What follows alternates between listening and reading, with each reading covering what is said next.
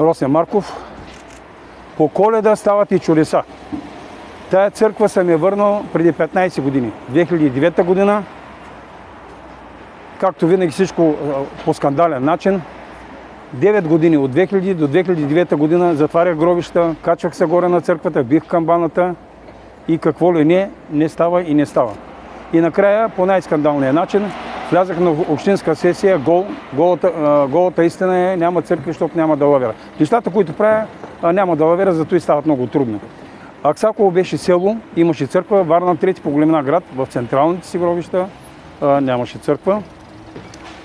За влизането ми гол на общинска сесия, по бързата процедура осъдиха ме за дребно хулиганство.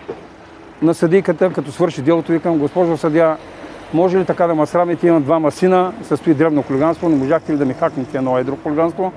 И един ден трябва да изкарам тази присъда, внуците да видят дядо им какъв хулиган е не. Дай Боже повече хулигани на България. Горе църквата на Тополи вече е готова, тъй че могат да почнат служби обредни.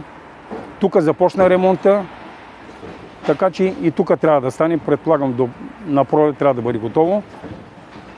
Нарочал съм едно агни, който се казва Мишо, защото църквата е Свети Архангел Михаил.